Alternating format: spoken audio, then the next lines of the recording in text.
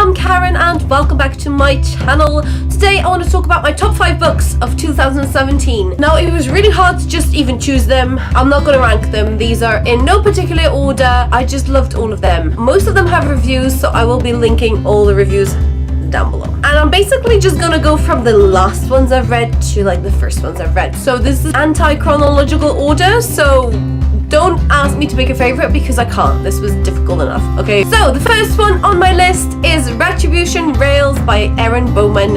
I absolutely loved Vengeance Road, the first book in this it's kind of a weird companion duology, I would call it. But you can read the books separately, but I would recommend you would read first Vengeance Road and then Retribution Rails. But I loved this book so much, so it had to be my top 5. So yeah, the second book on my list was The City of Brass and it's S.A. Chakrabortty, I think. Chakrabortty. Yeah, Chakrabortty. S.A. Chakrabortty. See, I can totally say this. I picked up the proof at Yalk and I loved this book so much.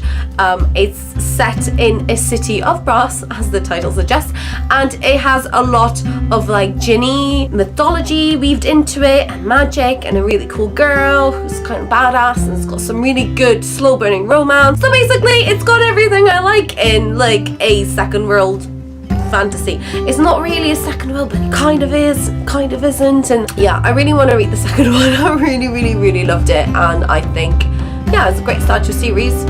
Can't wait to read more. Number 3 on my list for this year of books that I read was Sabriel by Garth Nix. I know I'm like light years behind everybody else, but I finally got around to reading Sabriel and I loved it. This is exactly the kind of book that teenage me would have loved so much and so deeply, and I would have just like imagined to be Sabriel like all the time. I could just literally see my 12-year-old self be completely and utterly obsessed, and I loved it so much. Even as an adult, I feel like it really like holds up. I don't think you even need like the nostalgia from reading it when you were younger, because I loved it. So good. Number 4 on my list was Strange the Dreamer by Laini Taylor. I mean, there's a lot of fantasy on this list. If you didn't know yet, I love my fantasy. The funny thing is that for some of my friends, this book fell flat.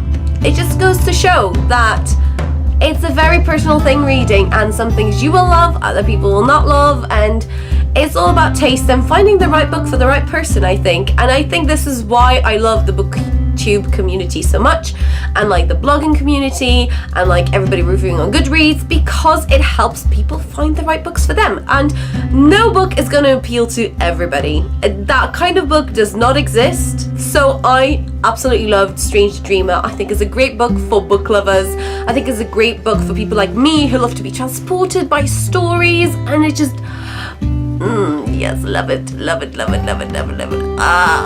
The 5th and final book on this list for me, and oh my god, it was so hard to choose, but it has to be The Hate You Give by Angie Thomas. I read it quite early in the year. I don't read a lot of contemporary, and this was so good.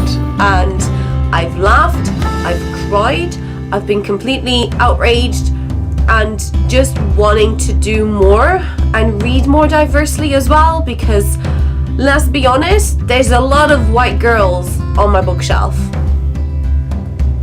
So I think 2018 is going to be the year where I'm going to have to change that. And I've got a couple of things that are coming out next year that I'm super excited about. So hit me up with some more recommendations. I'm definitely going to be reading The Bells by Dhonielle Clayton, because that sounds amazing. There's tons of other things, so let me know down below if there's anything you think I should start with. Now I've got a couple of honourable mentions because, well, I just couldn't not do it.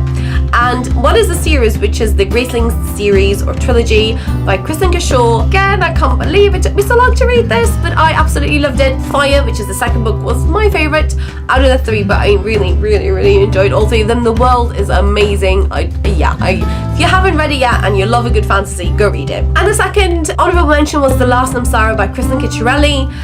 I was completely not sure whether I should put this one or City of Brass. I didn't really know which one I loved more, but I really enjoyed City of Brass, and it was huge as well, and I love a big book. I can't really lie. So it was really a toss up, and I picked City of Brass. on a whim, and so I really have to mention The Last Namsara because I really loved it. Again, if you're a lover of stories, you'll love this book. Like, stories literally have power in this magic system. It's really cool. It's so cool. And there's dragons, and yeah. It hasn't been that amazing of a reading year for me. I was aiming for 60 like I did in 2016, and I got to 40, which isn't great, but it is what it is. I read some really good things this year, so I can't really complain. I feel like I haven't really read any duds this year, so I'm quite happy with that. So let me know down below in the comments if you read any of my favorite books of 2017, and